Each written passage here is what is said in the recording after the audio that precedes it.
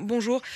Comment est-ce que Bonjour. vous, Raphaël Kempf, vous avez euh, accueilli, je dirais, le verdict avec l'accusation qui a donc été reconnue de votre client Yassine Attar, qui a été condamné hier à 8 ans de prison, dont 2 tiers de sûreté. Il est le petit frère du commanditaire présumé des attentats. Le tribunal a estimé qu'il avait des contacts avec la cellule terroriste à des moments clés.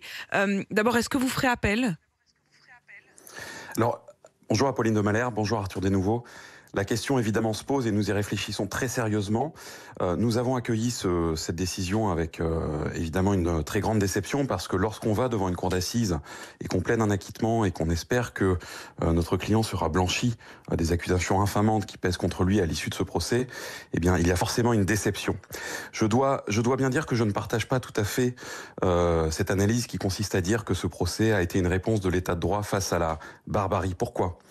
Parce que pour qu'une justice fonctionne, et qu'elle fonctionne bien, il ne faut pas seulement donner l'apparence du respect des droits de la défense, mais il faut les prendre réellement en considération.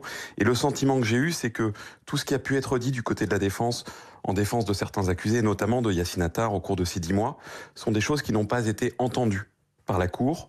Les démonstrations que nous avons faites n'ont, semble-t-il, pas fonctionné, pour des raisons auxquelles nous réfléchirons, mais ce sentiment aujourd'hui, très partagé, très déçu, très mitigé, et l'état de droit ne consiste pas à simplement donner l'apparence du respect des droits de la défense, mais à en tirer toutes les conséquences. Et le sentiment, dans la lecture des raisons pour lesquelles la Cour, hier, a condamné Yassine Attar, eh bien, cette motivation, me semble-t-il, n'a pris aucun compte de ce qui s'est déroulé pendant 10 mois. Mais Raphaël Kempf, pardon, j'insiste quand même sur ce que vous dites.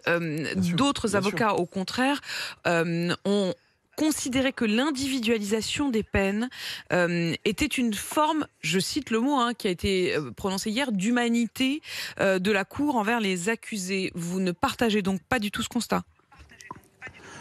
Alors, je ne partage pas ce constat. La question de l'humanité est importante. Nous en sommes bien d'accord, et l'individualisation des peines également.